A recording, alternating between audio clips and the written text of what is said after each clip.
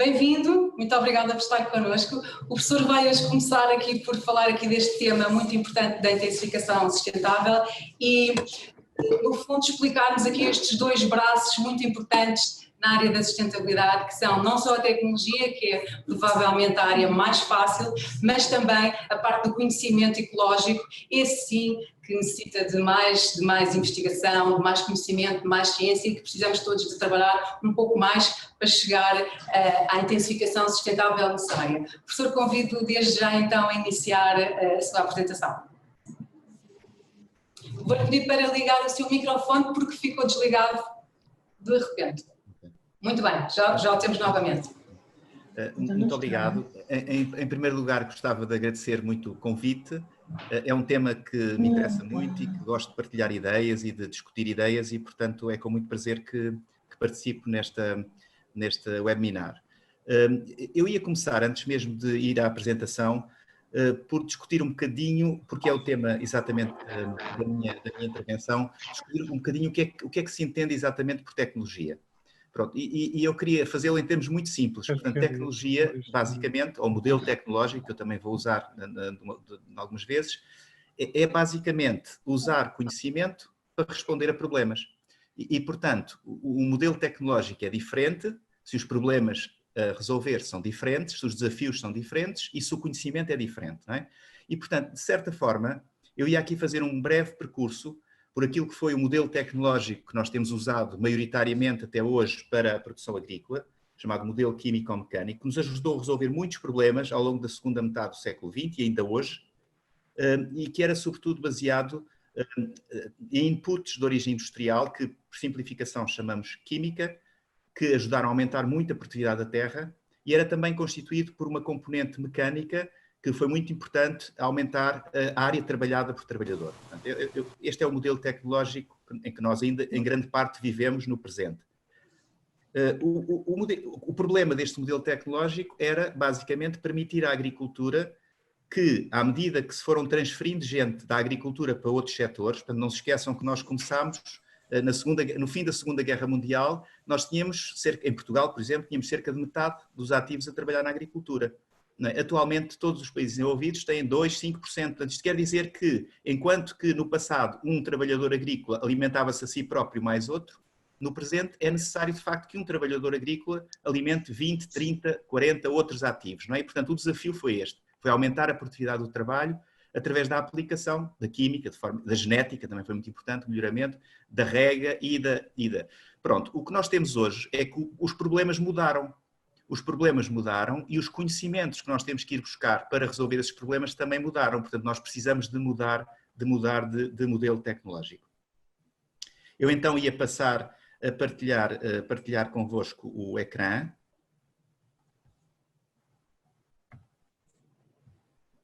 Penso que estarão a ver, certo? Ainda estamos a começar a ver, precisamos só agora de full screen. Sim, sim. Muito bem, então... Muito bem, professor, já estamos a vê-lo em perfeitas condições. Muito bem, então, basicamente a pergunta que eu colocava à partida é esta. Que modelo tecnológico é que nós precisamos hoje? Ou seja, que modelo tecnológico é que nos vai levar à tal intensificação sustentável? E proponho aqui duas questões que são as duas tecnológicas, não é? Só que uma chama-se agricultura de precisão e a outra chama-se intensificação de base ecológica, não é? Portanto, não são necessariamente alternativas, podemos usá-las em conjunto, não é? Mas são duas soluções, dois tipos de modelo tecnológico que nós dispomos para fazer a tal intensificação sustentável. Portanto, começando então pelo problema, não é? Qual é o problema que a gente tem hoje? Por um lado, temos que ter comida suficiente para muita gente, já a meio deste século e mais ainda no fim deste século, não é? E o indicador principal que podem ver aqui é, de facto, os picos recentes de preços agrícolas que se têm vindo a repetir e que nos dão alguma indicação de que este problema não está bem resolvido e ainda vai haver mais pessoas e as pessoas vão mudar de hábitos alimentares, portanto há uma pressão grande aqui. Mas, por outro lado, resolver este problema sem a perda de biodiversidade e todos os impactos ambientais, como, por exemplo, mais emissões de CO2 que resultariam, por exemplo, de converter uma boa parte da área de floresta tropical em campos de cultivo. Portanto, nós queremos resolver este problema, mas não perdendo tanta biodiversidade e emissões de CO2 como resultaria de resolver o problema só à custa da expansão da área agrícola. Então nós vamos ter que produzir mais por hectare. Portanto, basicamente, a solução é muito simples. Este modelo da intensificação sustentável tem que intensificar, tem que produzir mais por hectare, porque senão lá se vai a área restante de ecossistemas naturais que nos prestam múltiplos serviços também muito úteis. Bom, então, no passado nós conseguimos aumentar muito a produção por hectare, de facto, muito. Já vos vou dar um pouco os números, não é?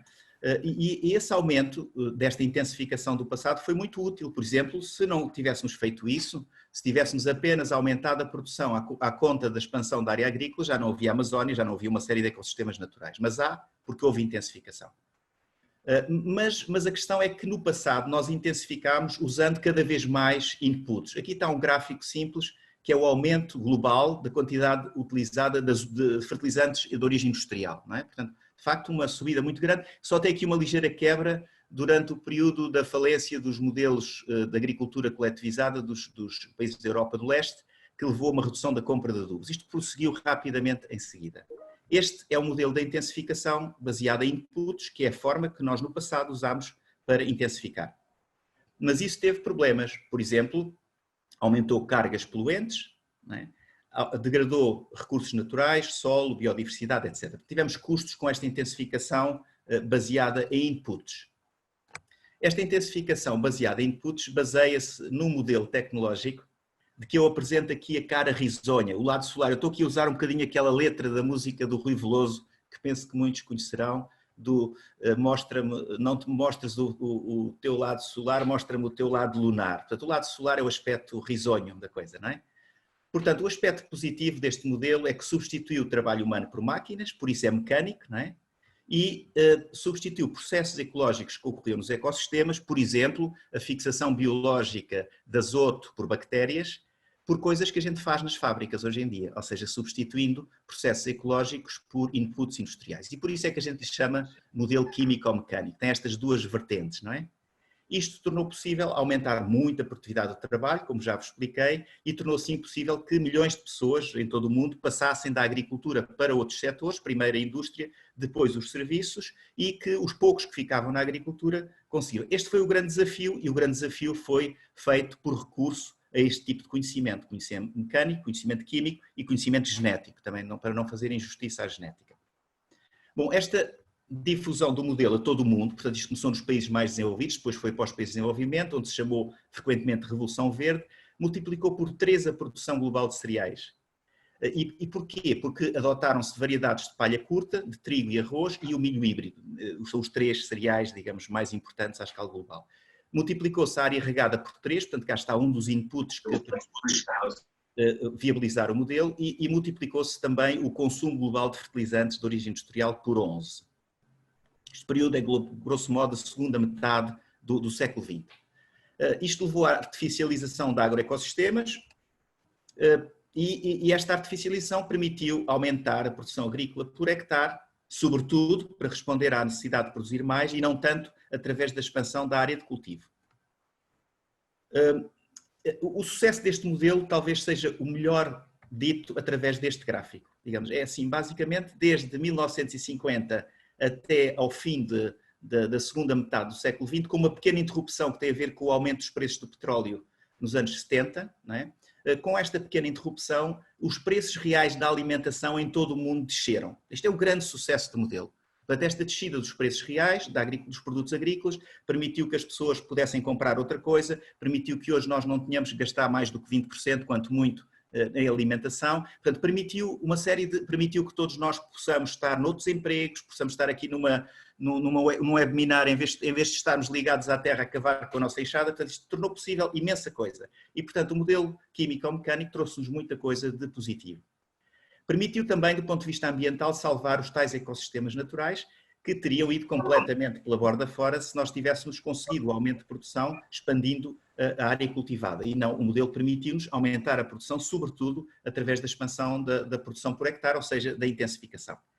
A intensificação permitiu assim poupar terra para a natureza, o tal land sparing que aparece muito na literatura. E, portanto, é por causa do modelo químico-mecânico que a gente ainda tem isto em algumas zonas da Terra.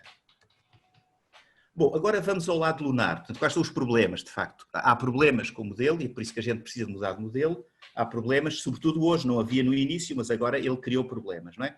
Um dos problemas é, digamos, é o impacto ambiental. Eu chamo aqui os passivos ambientais que é preciso resolver, não é? E os passivos ambientais, se virem à escala global, este é um artigo que saiu há 5 anos na Science, Planetary Boundaries, portanto uma estimativa muito global de todos estes problemas ambientais e os problemas em que nós já ultrapassamos o risco, ou que já estamos claramente fora da situação de sustentabilidade, que são estes que estão a vermelho, são a diversidade genética, o fósforo e o azoto. Se nós formos ver os principais responsáveis por estes 3 problemas, é a produção agrícola. Portanto, de certa forma, a produção agrícola tem, de facto, um peso muito grande aqui a nível dos impactos. Permitiu-nos muita coisa ao modelo químico-mecânico, mas também trouxe este problema. O outro problema é um bocadinho mais complicado e tem a ver com o aumento das produtividades por hectare. Tem aqui a produtividade do trigo em 3 países como a França, a Alemanha e o Reino Unido e percebem que ao longo das primeiras décadas de expansão do modelo houve um aumento muito grande de produtividade por hectare e aqui, nas décadas mais recentes, há um plafonamento, há uma estabilização. Não é? E exatamente isto reflete-se na eficiência com que o adubo é utilizado. Por quilo de adubo nós obtínhamos muitos quilos de produto no início e agora obtemos muito pouco. Portanto, o adubo foi usado com quantidades crescentes para permitir este aumento de produtividade, com acréscimos decrescentes, como se diz na gíria técnica, mas isso deu origem, de facto, a uma redução da eficiência do adubo e essa redução de eficiência quer dizer que as plantas não usam o adubo todo e, portanto, a maior parte do adubo vai parar aos aquíferos e poluir a água. Portanto, este, digamos, é um dos problemas da resposta das plantas aos inputs industriais. E uma das razões porque as plantas estão com dificuldade de responder, mesmo que a gente aplique mais inputs, é por uma questão muito simples, é que a estratégia de melhoramento genético que esteve subjacente ao modelo químico-mecânico foi transformar, sobretudo no trigo e no arroz, foi transformar trigos altíssimos, que tinham muita palha, em trigos baixinhos, que concentram o essencial da fotossíntese no grão, que é a parte que nos interessa, não é? Ora, este melhoramento genético tem limites, porque a planta, de facto, não pode ter tudo no grão, precisa de folhas, precisa de caules, precisa de raízes, e o que os fisiólogos nos dizem é que estamos muito na ponta, no limite, desta possibilidade de continuar a concentrar a produção no grão. Isto porque no melhoramento genético não houve aumentos de eficiência fotossintética substanciais e, portanto, a mudança do melhoramento genético foi sobretudo mudar a arquitetura da planta para conseguir concentrar o essencial da fotossíntese no produto que nos interessa. E é por isto que muitos concursos de prémios de produtividade que ocorrem nos Estados Unidos e em muitas outras zonas do mundo, em que se tenta todos os anos bater recordes, é sintomático que nos últimos anos tem havido alguns recordes que não se conseguem bater. Isto é um bocadinho sinal de que quer a resposta das plantas aos inputs industriais, quer, digamos, a resposta deste melhoramento genético, a capacidade dele nos levar mais longe, temos que procurar no outro lado, temos que fazer outro tipo de melhoramento genético. Bom, outro aspecto muito importante é a degradação dos solos à escala global. Eu não vou comentar muito a figura, mas esta figura fala por si. Portanto, a maior parte das regiões do mundo tem solos extremamente degradados. E, até agora, o solo é uma condição importante para, digamos, 90 e tal % da produção agrícola que nós fazemos. Podemos fazer produção fora de solo, mas o solo continua a ser essencial. O solo, como ecossistema, está a funcionar cada vez pior, não é? É o que esta figura nos diz. E, por outro lado, temos a questão da escassez de água, não é? A escassez de água prevista para 2025 é alarmante. Vocês podiam me dizer, bom, até estamos numa zona do mundo em que esse problema não é muito grande, mas onde é que vive a população mundial? Vive aqui.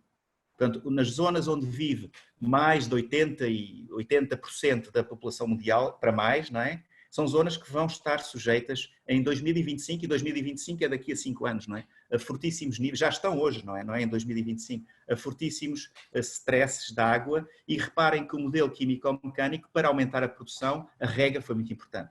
E, portanto, nestes pontos, temos rios na China que não chegam ao mar, não é? Na estação de rega mais intensa, é tudo desviado para regar, e estamos a perfurar aquíferos a enorme profundidade e que já não se renovam, já não são recursos renováveis, é água que ficou lá aprisionada e que a gente está a tirar. Não sabemos bem quando é que essa água chega ao fim, mas é de facto um problema pensar que a maior parte da população do mundo vive sobre rios que já estão fortemente deplecionados e que vive à custa de aquíferos fósseis que vão acabar um dia.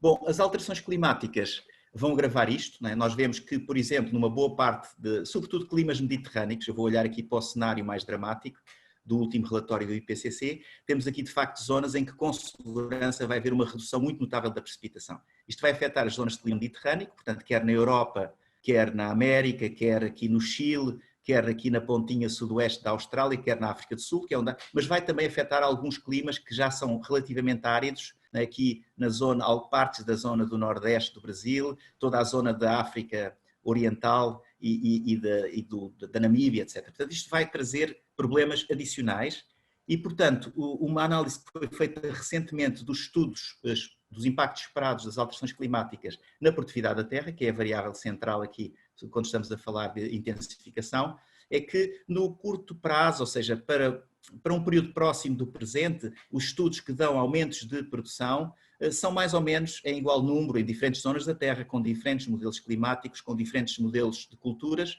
mas à medida que as alterações climáticas se vão desenvolvendo, digamos, até ao fim deste século, começa a haver claramente que os estudos que dão aumentos de produção em algumas partes do mundo não compensam de todo as perdas de produção que vamos ter noutras partes do mundo. Portanto, há aqui um problema global de produção e de produtividade, e que é mais um desafio a vencer em cima daqueles que têm a ver com o legado histórico, a parte negativa do modelo químico-mecânico. E, finalmente, uma coisa muito importante, como é que o modelo químico-mecânico substituiu processos ecológicos? Utilizando energia.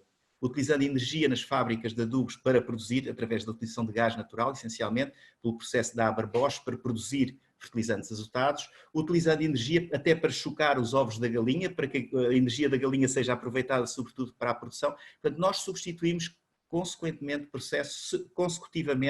processos ecológicos por inputs industriais que gastam muita energia. E o resultado é que o preço dos alimentos está ligado, digamos, perfeitamente ligado, sobretudo nas últimas décadas, ao preço da energia.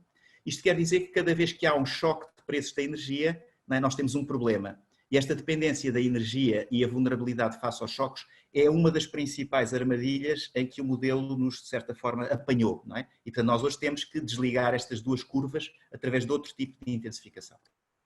Bom, então é em resposta a isto que surge a tal intensificação sustentável. Portanto, eu gastei algum tempo com o contexto, porque é importante, para perceber a intensificação sustentável, é preciso perceber a que problemas é que ela procura dar resposta.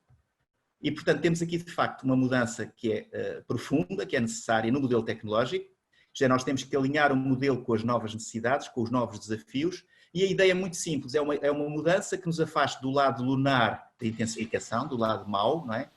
Da intensificação baseada em inputs, mas que mantenha o seu lado bom, isto é, o aumento da produção por hectare. E por isso chama-se intensificação, aumentar a produção por hectare, mas de forma sustentável, o que não era o caso da intensificação baseada em inputs do passado.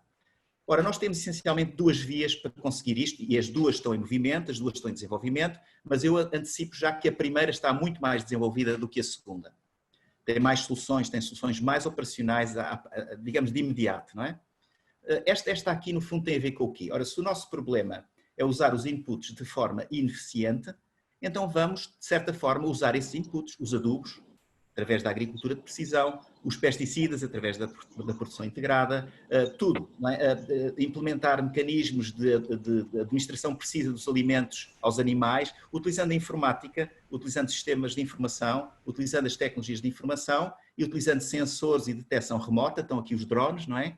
Que vão transmitindo informação sobre a distribuição do fertilizante ou do pesticida ao longo, ou do herbicida, ao longo de toda a faixa de trabalho. Portanto, isto tudo está num sistema de informação geográfica, né? E cada uma destas máquinas está a abrir os bicos no sítio certo para aplicar de forma precisa, no tempo e no espaço, o input, de forma a coincidir com as necessidades da planta ou as necessidades do ecossistema agrícola, de forma a aplicar justamente aquilo que é necessário. E dessa forma poupar dinheiro e, por outro lado, reduzir o impacto ambiental. Portanto, esta é uma via para a gente conseguir. É o que eu chamei, digamos, uma intensificação baseada em tecnologias de informação, sensores e detecção remota. Temos outra via, que é a tal intensificação baseada em conhecimento ecológico. O que isto quer dizer? Quer dizer, basicamente, redesenhar o agroecossistema, portanto é aqui que está em baixo, não é? Maximizando as trocas entre partes mais naturais do ecossistema que fornecem serviços à agricultura, por exemplo, predação de pragas por aves ou por morcegos, ou por insetos, que vêm da parte mais natural e que vão prestar o serviço na parte mais agrícola. Por exemplo, polinização através de insetos que vêm também da parte... A gente tem que garantir, digamos, um redesenho espacial do sistema, de forma a que temos proximidade entre os sistemas naturais e o sistema agrícola, que nos permite, de facto, usufruir de serviços de ecossistema e, dessa maneira, substituir uma parte dos inputs que a gente usa por serviços de ecossistemas. Portanto, são duas vias, como disse, não são alternativas, podem ser complementares, mas que são vias muito diferentes. Diferentes porquê? Porque recorrem a conhecimento de natureza diferente. São as duas tecnologias, são os dois modelos tecnológicos, mas aqui a tecnologia resolve o problema a partir deste tipo de ciência e aqui a partir da ciência ecológica. Bom, o que é que nos está a levar aqui? A terra está mais escassa, a energia e os inputs também estão a ficar mais caros e, portanto, o que é que está a acontecer? Os agricultores estão, naturalmente, se virmos à escala de Portugal, com as contas económicas da agricultura, está a haver uma redução do uso de inputs. A pergunta é, será já isto um indicador de intensificação sustentável ou é apenas um recuo da intensificação, ou seja, um processo de semi-abandono? Portanto, o que é que está de facto a ocorrer? Há uma parte importante de recuo da intensificação, mas há também uma parte já importante de intensificação sustentável em algumas regiões do país, muito especificamente. A intensificação de base ecológica requer ecossistemas a funcionarem bem. Está bem? Portanto, uma das coisas mais importantes é investir em capital natural, digamos, é permitir que os ecossistemas, sobretudo os que estão próximos da agricultura, permitam ter uma provisão reforçada e resiliente de serviços de ecossistema, como a polinização, o controle biótico de pragas e doenças, o próprio serviço os serviços que reconstituem a fertilidade do solo e que aumentam, e tudo isto requer ecossistemas saudáveis, investimento em capital natural. Isto vai nos permitir reduzir a nossa dependência da energia e dos inputs industriais. Mudar as prioridades de investigação para uma investigação de base ecológica. Aqui há uma coisa importante, é que enquanto que a agricultura de precisão, se eu investidor privado, empresa de desenvolvimento tecnológico, se eu invisto em ganhar conhecimento, esse conhecimento vai ficar em software, vai ficar em máquinas, em equipamentos, em drones, hardware e software, se quiserem, e isso permite-me, no fim do processo de desenvolvimento tecnológico, vender coisas das quais eu tenho a patente. Ora, acontece aqui uma coisa diferente com o conhecimento ecológico. É que o conhecimento ecológico, uma vez produzido, fica num livro. Qualquer camponês pobre de um país em desenvolvimento, mesmo que não saiba ler, pode recorrer ao seu agente de extensão, que vai ler o livro e o vai aconselhar como é que ele há de redesenhar o ecossistema para produzir mais.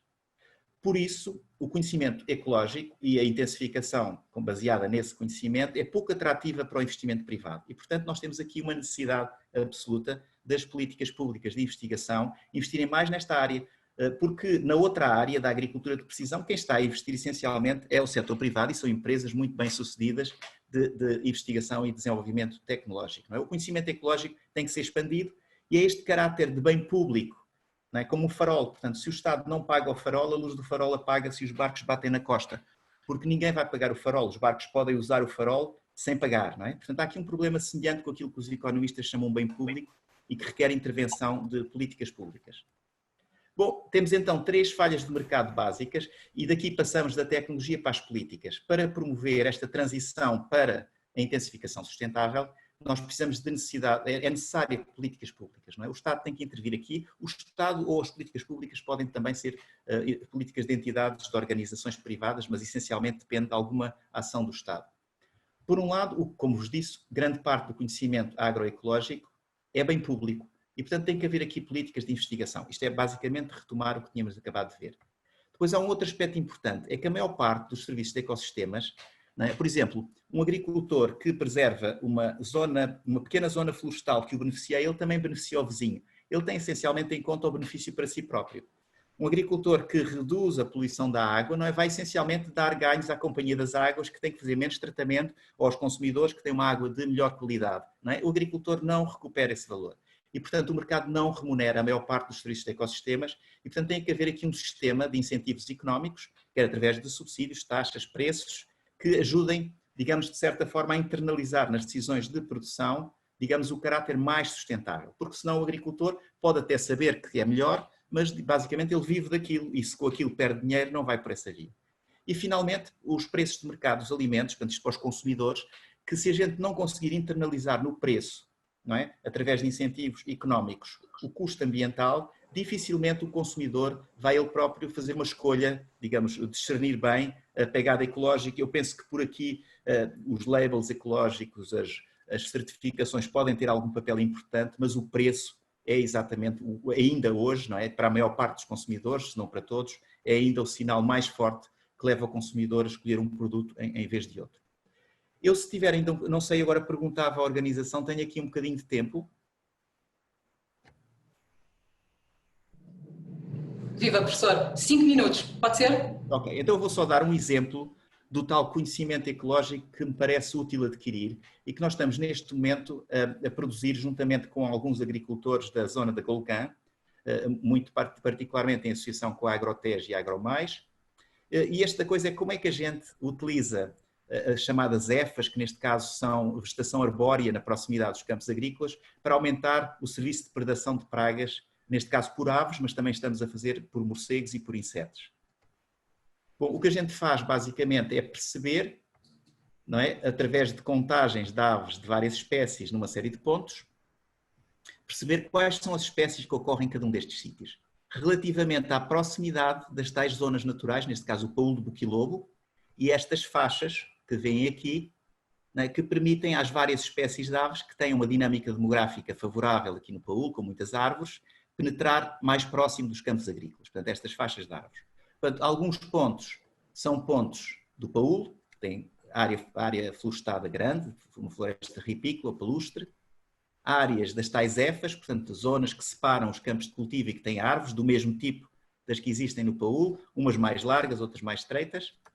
No meio dos campos agrícolas, mas próximo destas faixas, que estão normalmente na proximidade de caminhos ou de canais de drenagem ou por aí fora, e depois no meio dos campos agrícolas, longe de qualquer, alguma zona com árvores, não é? E, portanto, o que a gente observa, por exemplo, é que estas espécies que poderiam predar pragas de culturas que vêm do meio florestal, ou estas, não é? Portanto, estas têm uma grande vantagem porque predam no chão, não é? Como estão aqui a ver, predam no chão e, portanto, podem entrar num campo de culturas anuais e fazer predação de pragas. Estas aqui são de copa, são passeriformes insetívoros de copa, portanto, para predarem é preciso que nós tenhamos no campo agrícola macieiras ou nogueiras ou árvores em que elas possam fazer o seu serviço, não é? Estas serão úteis se estivermos a falar de um pomar, estas são úteis também no caso de estarmos a falar de culturas agrícolas anuais. E o que nós verificamos, basicamente, comparando a abundância deste grupo de espécies ao longo de um gradiente que vai desde o paúl até às tais faixas arbóreas que permitem a estas aves passar até ao campo agrícola, longe de qualquer faixa arbórea, há um declínio. Portanto, como é que a gente pode usar este conhecimento? Bom, isto diria que para termos mais deste serviço é preciso termos mais árvores nas proximidades dos campos. Portanto, é preciso usarmos mais sebes arbóreas, separarmos os campos por estas sebes arbóreas, de forma a permitir à população de aves úteis entrar dentro do campo agrícola e prestar o serviço de predação de pragas. Há outras espécies que não precisam de árvores, por exemplo, estas e que são insetívoros também de campo, não é? Estas espécies precisam, e vê-se bem, portanto, estas pelo contrário aumentam à medida que vamos passando para situações de campo aberto. O que é que estas espécies precisam? Muitas delas precisam para nidificar de pequenas zonas dentro do campo ou nas bordas dos campos. Eu vi que vários agricultores utilizam isto na Golgã, não é? A pensar já num que está aqui connosco, no João Coimbra, que é utilizar aqueles triângulos que ficam entre os pivôs para deixar alguma vegetação natural onde estas espécies nidificam. Nós, de facto, conseguimos identificar e os locais estão muito relacionados, por exemplo, com esses pequenos triângulos, trianguloides, não é? Portanto, entre a área dos pivôs.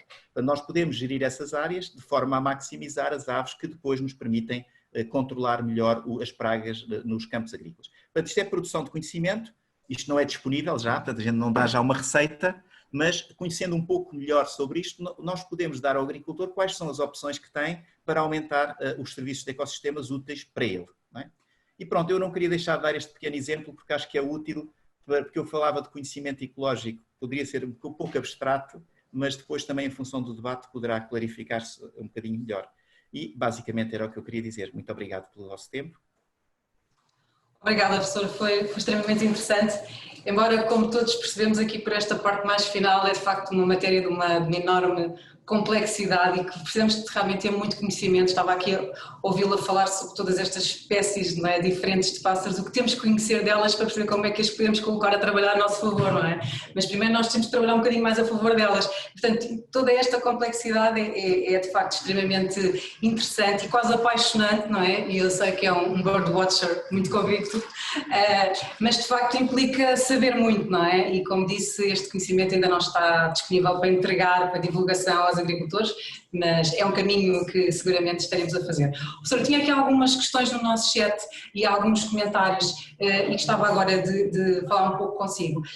O primeiro de todos, e vou pedir aqui para me subirem por favor o chat para poder ter acesso ao primeiro comentário, é do professor Pedro Favreiro, que desde já cumprimento, e o professor faz aqui um comentário que diz que quando estamos aqui a falar em tecnologia e conhecimento ecológico nos esquecemos provavelmente aqui de um terceiro braço que tem a ver com o melhoramento vegetal e que sem essa componente o modelo referido não teria durado. Quer fazer aqui um comentário ou podemos considerar o melhoramento vegetal dentro da tecnologia, professor? Sim, o melhoramento vegetal é uma parte da tecnologia e muito importante, muito importante. Nós não fazemos muito justiça e o professor tem toda a razão nesse aspecto, nós não lhe fazemos muita justiça porque de certa forma nós precisamos do melhoramento vegetal, genético, quer na componente químico-mecânica, quer na componente de intensificação sustentável. No químico-mecânico nós precisamos dele para mudar a arquitetura da planta e ter mais produção de grão. Nós agora o que precisamos do melhoramento genético é uma coisa muito diferente. O que precisamos do melhoramento genético é essencialmente redução da sensibilidade a pragas, a doenças, à escassez de água, ou seja, temos que, ao contrário do passado, em que criámos uma planta que precisamos de paparicar para produzir, temos que criar uma planta mais resistente, mais robusta, mais resiliente, que nos permita aumentar a produtividade agrícola da terra, em muitos terrenos que já estão em cultivo, mas têm produtividades extremamente baixas, porque são terras secas, ou seja, aumentar a produtividade da terra não é só aumentá-la na bacia de Paris ou nas zonas de elevada produtividade, é ir às zonas de baixa produtividade para tentar subir a produtividade e dessa forma evitar. Portanto, o melhoramento genético é absolutamente fundamental. Eu falei dele no princípio, a propósito do modelo químico-mecânico, mas ele também é muito importante na intensificação sustentável, embora a direção de melhoramento tenha mudado. Muito bem. Professor, tenho aqui um comentário também do Pedro Santos que diz que os produtos específicos para promover a produção do ecossistema, mesmo que não patenteáveis, são produtos vendáveis e interessantes para os agricultores profissionais. Eu aqui não consigo entender muito bem o que é que são exatamente os produtos específicos da produção do ecossistema, não sei se o professor aqui consegue ajudar. Pois, eu posso dizer, basicamente, vamos pensar assim, eu, por exemplo, quero substituir um pesticida por joaninhas, não é? E posso fazer criação de joaninhas e vendo as minhas joaninhas. A joaninha é um bem privado, não é? Portanto, eu tenho uma fábrica de joaninhas, entre aspas, e vendo as joaninhas. Portanto, não há problema nenhum. Este tipo de produto pode-se oferecer ao agricultor e pode dar dinheiro ao fornecedor de inputs, não é?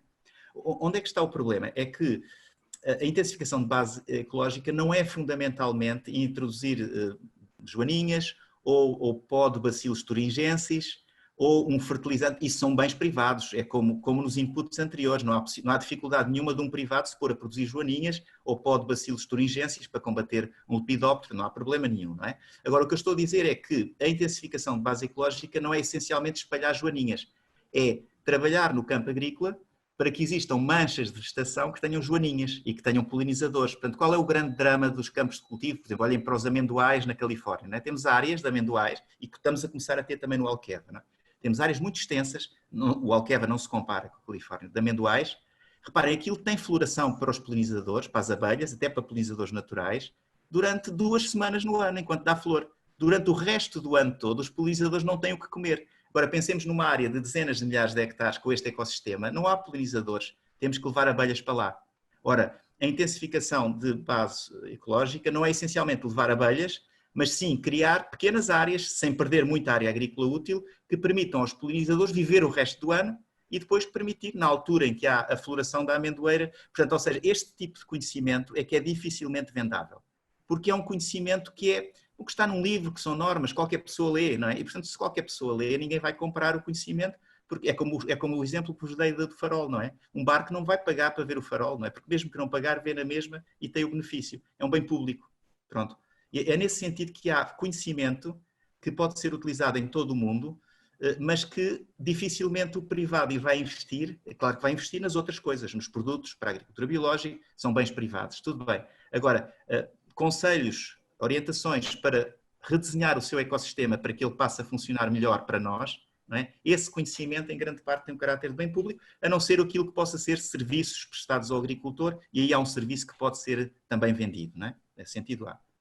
Eu gostava só também de acrescentar aqui uma coisa importante, é que a diferença entre nós usarmos inputs ou redesenharmos o ecossistema é a mesma diferença que existe para tratar doenças entre usar medicamentos, não é?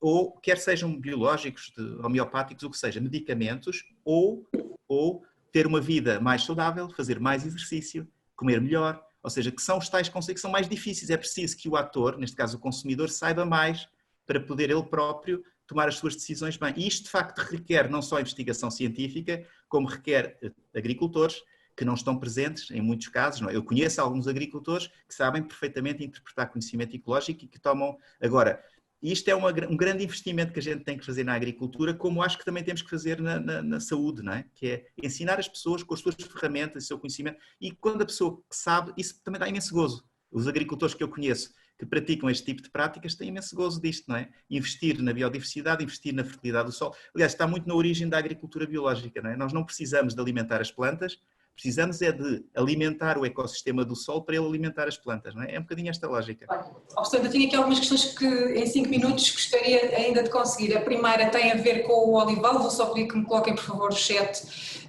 nessa questão. E que diz que tipo de árvores é que o professor recomenda num olival para captar estas aves, as aves que falou na sua apresentação? Isto tem que ser estudado, não é? Não sei dar uma resposta assim pronta, mas eu diria que é assim, as próprias oliveiras têm uma capacidade enorme de atração de aves. Aliás, há um problema relacionado com a colheita noturna da azeitona, que é exatamente as aves estão lá, estão imensas aves, não é? E dormem lá. E, portanto, quando a gente faz a colheita noturna, basicamente faz uma colheita de aves também, além das azeitonas. Aliás, em algumas zonas, penso que em Espanha, estão até a vender como produto lateral as aves que são apanhadas no processo, não é? Portanto, agora, basicamente, eu acho que as oliveiras, elas próprias, atraem bastante as aves, não é? Não me parece que seja o caso em que seria necessária muita atração. É claro que há outras espécies de árvores que atraem mais, não é? O que nós estamos a chegar à conclusão ali na Golgã, mas é uma coisa diferente, porque o campo agrícola não é de olival, é de milho, não é? Portanto, nesse contexto diferente, algumas árvores como freixos e vegetação ripícola aumentam bastante, digamos, a densidade de aves insetívoras, com potencial de serem úteis, não é? E, portanto, essas árvores que crescem ao pé dos ribeiros, freixos, chopos, etc. Portanto, usar a parte do olival que tem uma ribeira, que tem um rio, etc., e ter uma faixa mais larga deste tipo de árvores, poderá, à partida, ser útil. Mas eu não gostava de fazer um conselho completamente final, porque estas coisas têm que se estudar antes de aconselhar, não é? É esse exatamente o problema. Muito bem, professor, eu faço votos, uma vez que já não temos aqui muito mais tempo para mais questões, mas faço votos para que o professor neste momento esteja a formar também uma série de jovens investigadores na sua equipa que possam prosseguir com este trabalho para podermos ter mais informação a curto e médio prazo sobre estes temas e poder disseminá-las junto aos agricultores. Foi um privilégio ouvi-lo, muito obrigada pela sua participação e esperemos encontrar iniciativa. Obrigada, professor. Muito obrigado eu. Foi um gosto.